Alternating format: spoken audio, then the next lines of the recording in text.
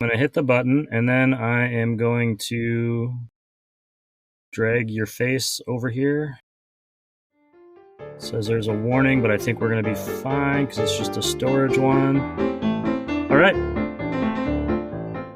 Hey everyone, welcome back to week 1 of the Roast West Coast podcast, where we not only bring you the stories of some incredible coffee roasters from North County, San Diego, but we also want to get smarter about coffee, or coffee smarter as I like to say too. Chris O'Brien, the owner of Coffee Cycle in Pacific Beach, is a coffee wizard.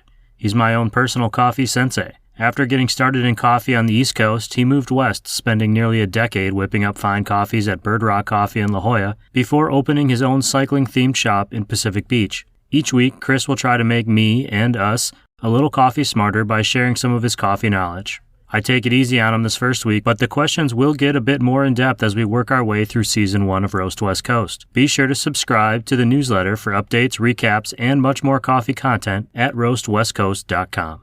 And now, it's time to get coffee smarter, and for another cup of coffee. Chris O'Brien, purveyor of Coffee Cycle, welcome to Roast West Coast. Thanks for being here on this inaugural Roast West Coast Coffee Smarter Chat. I appreciate you being here to help us out and get smarter about coffee today. Oh, it's a pleasure to be here. I'm so happy to join you, Ryan. Oh, that sounded terrible. That didn't sound legitimate at all. I was practicing it. I was trying to put some authenticity in it. I said it in front of the mirror earlier. I appreciate that. Yeah. Well, can you introduce yourself a little bit to the people who might be listening to this at some point? Just who you are and why you're my coffee sensei. Absolutely. My name is Chris O'Brien, and I've been working in coffee for literally half my life. No, more than half my life. I've worked at different coffee roasteries. I've worked with people that are professional coffee tasters, professional coffee buyers, and I've just been serving up coffee for so long in so many different places that I pretty much know a lot about coffee, and enough that I opened my own shop a number of years ago, and we've been pretty successful. Have a great community there, serve some of the best coffees in the world, and just love sharing it with people. So I was so happy to be invited to be on this show so that I could share more about coffee with all of you. Well, and I was excited to have you here. I mean, the reason I asked you was just because, for anyone listening, I spent a year working at Chris's shop in the mornings, kind of before my regular job, just because I wanted to learn from him, because I trusted him to teach me about coffee and teach me all the things that I might want to know as someone who gets really excited about things. It was a lot of work. I was going to say, what ended up happening is he just made me work there, and that was how I learned. And since I didn't actually learn anything, now I had to bring him back on this show to teach me, all these things that I needed to know. But let's get started. I'm going to take it easy on you this first week. What advice do you have for someone who's trying coffee for the very first time? I love that question.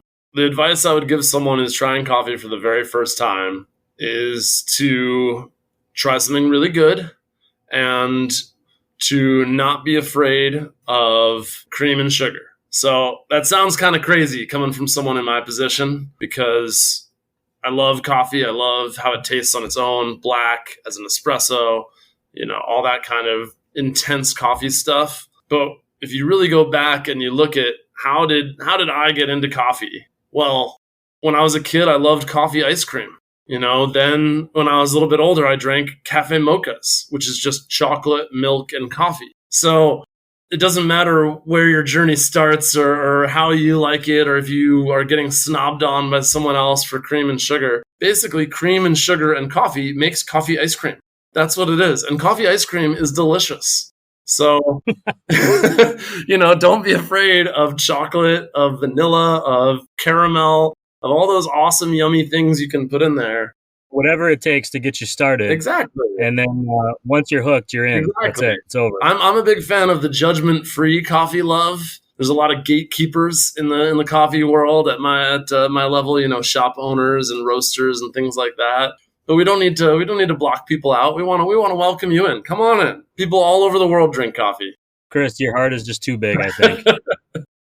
I drink coffee because I'm cynical and I just drink it and I'm angry all the time and wearing sweaters that make me look like Hemingway. That's like my only reason I. And I embrace you too.